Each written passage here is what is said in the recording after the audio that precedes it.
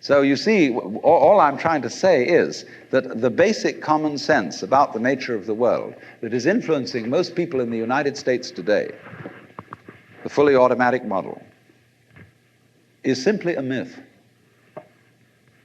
If you want to say that the idea of God the Father with his white beard on the golden throne is a myth, in the bad sense of the word myth, so is this other one.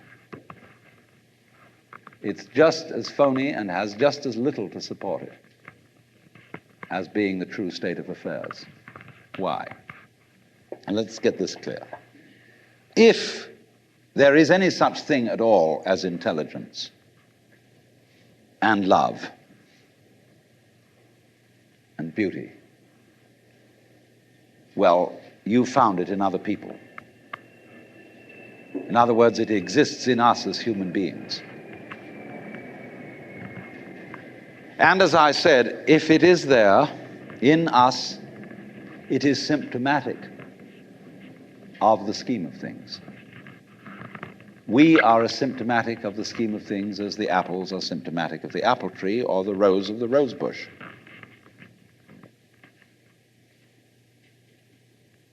The earth is not a big rock infested with living organisms, any more than your skeleton is bones infested with cells. The earth is geological, yes, but this geological entity grows people. And our existence on the earth is a symptom of the solar system and its balances, as much as the solar system in turn is a symptom of our galaxy. And our galaxy in its turn is a symptom of the whole company of galaxies. Goodness only knows what that's in. But you see, when as a scientist you describe the behavior of a living organism, you try to say what a person does. It's the only way in which you can describe what a person is. Describe what they do.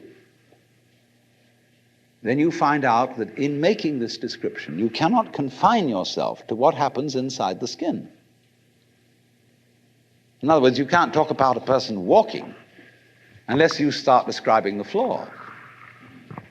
Because when I walk, I don't just dangle my legs in empty space.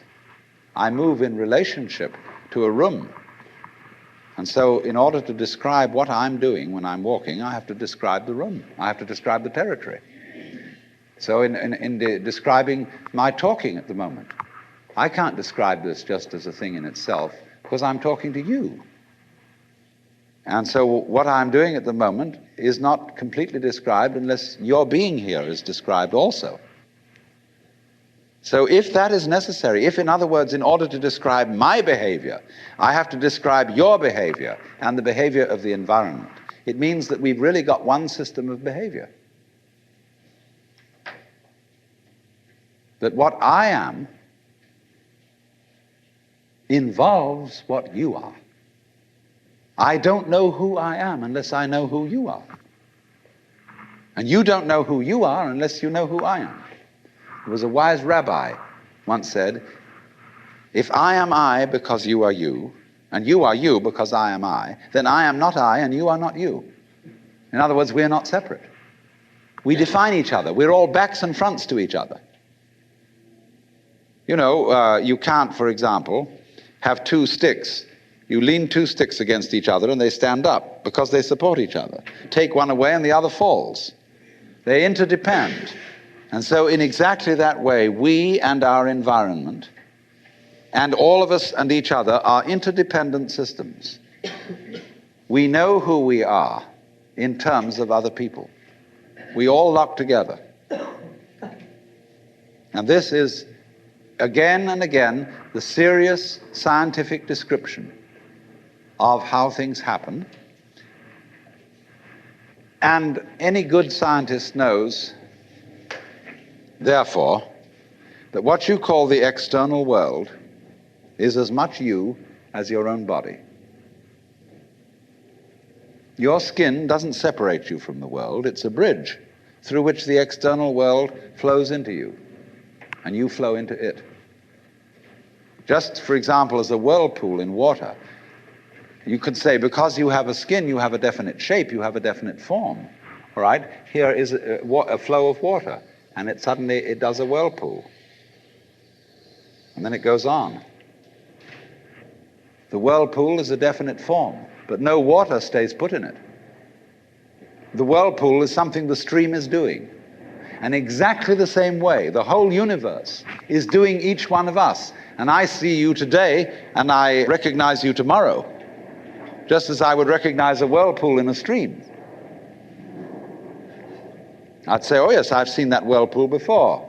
It's just near so-and-so's house on the edge of the river, and it's always there. So in the same way, when I meet you tomorrow, I recognize you, you're the same whirlpool you were yesterday. But you're moving. The whole world is moving through you. All the cosmic rays, all the food you're eating, the stream of steaks and milk and eggs and everything is just flowing right through you. When you're wiggling the same way, the world is wiggling, the stream is wiggling you. But the problem is, you see, we haven't been taught to feel that way. The myths underlying our culture and underlying our common sense have not taught us to feel identical with the universe, but only parts of it, only in it, only confronting it, aliens. And we are, I think, quite urgently in need of coming to feel that we are the eternal universe, each one of us. Otherwise, we're going to go out of our heads. We're going to commit suicide, collectively, with courtesy of H-bombs. And, all right, supposing we do, well, that will be that, and there will be life making experiments on other galaxies. Maybe they'll find a better game.